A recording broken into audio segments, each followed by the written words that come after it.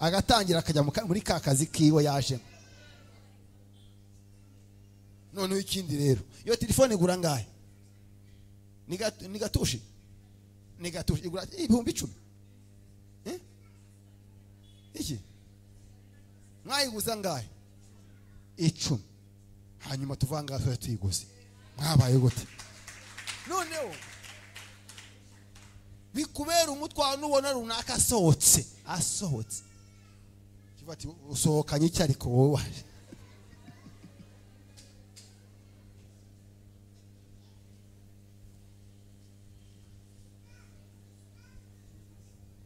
Yesu nashimwe cyane.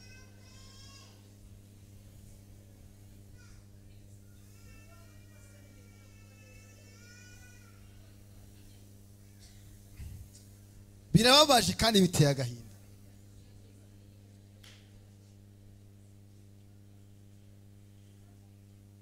Ariko n'umuntu mwashobora kuyigura yewe sibyo akayibahereza ibihumbi 10 barabari barimbe neza ajya bari biyende bivangukira. Number 1 ni Yesu ni number 1 ariko umuntu arimbe number 1 nurangiza umutware telefone.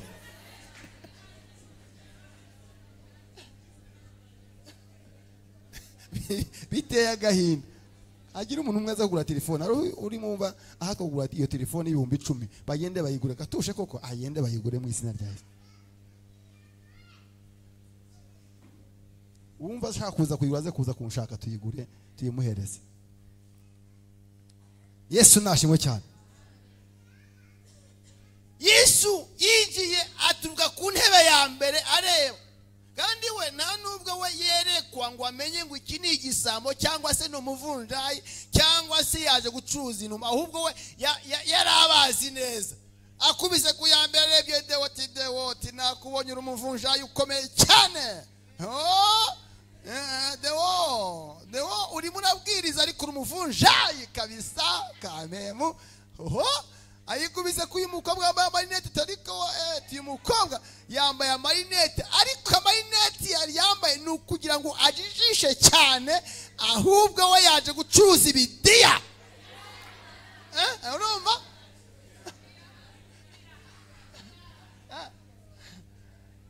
Ikubise kwinasa mwitegeta ariko nasiwe nukuntu wari ngo number 1 kubera iki urabeshya waje gucuza ibiraha.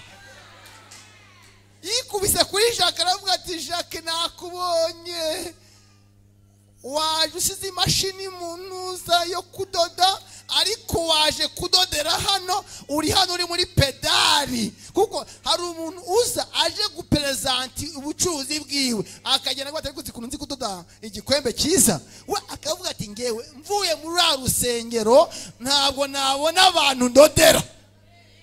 Uwo nawe Jacques avuga ati mve nakubonye uza kureba abagore bafite akantu ukajya kubadodera nawe uri umwe mu bavunjaje.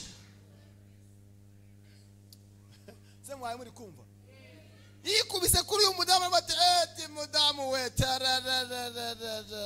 uje kureba abagabo hano bakubiswe ujye ugende wigira gutya bari ukuntu agenda gutya none yagenda gutya akagenda imbere ya wa mugabo ashaka yuko agize gute amureba amubwira ati Yesu avuga ati mama nakubonye mu mutima wawe nawe hano hari Karoli cyangwa se Tanazi niwe waje uje gushaka ariko mbabwiza ukuri ko mu ijuru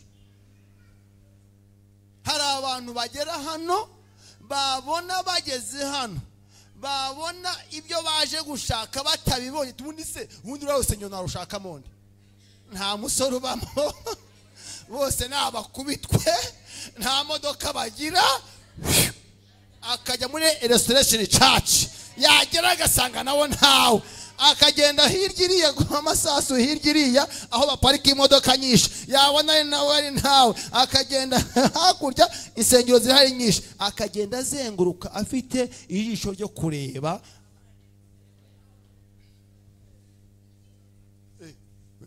We waje kureba iki? Waje kureba iki ubundi usanzwe?